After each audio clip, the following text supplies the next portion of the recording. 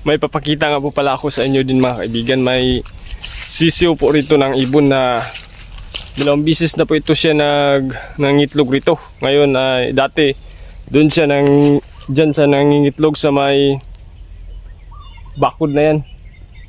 Nung lumaki na mga sisiw niya ay nagsiliparan na sila, tapos ngayon na naman ay bumalik ang inahay ng ibon at dito na naman siya nangingitlog sa puno ng buko na yan.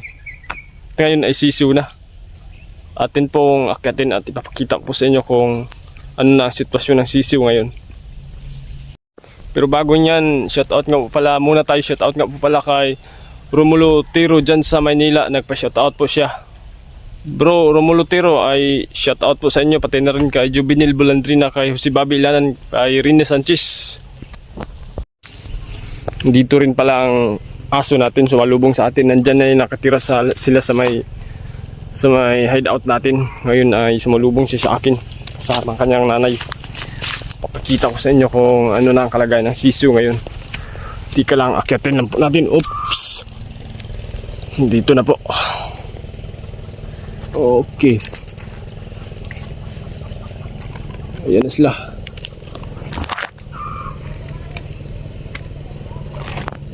Yan.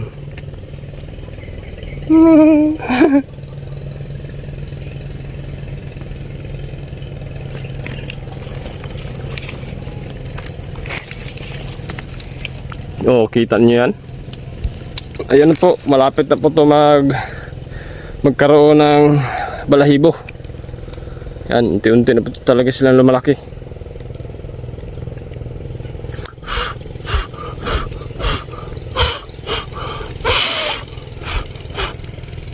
Sa ngayon ay wala po dito ang nanay nila. Siguro ay nanguha po ng pagkain nila yun. Babalik yun mamaya. Dahil nasa alas 4 na po ng hapon ngayon.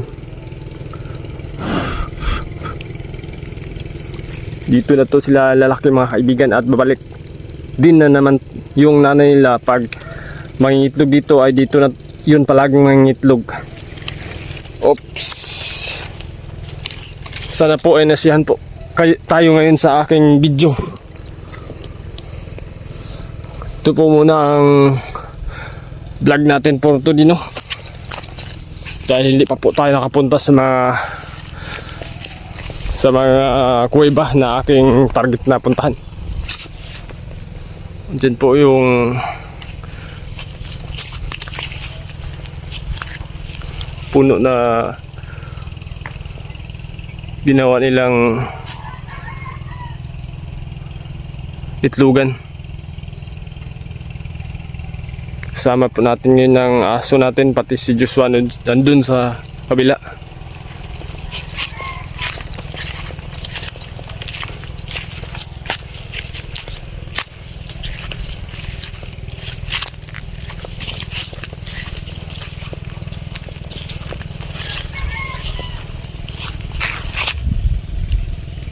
Ulitin ko po, shoutout nga po pala kay Romulo Tiro Jr. na nasa Manila ngayon, kati na kay Marlon Tiro, kay Joseph Tiro, na kanyang mga kapatid, pati na kay Umek Tiro.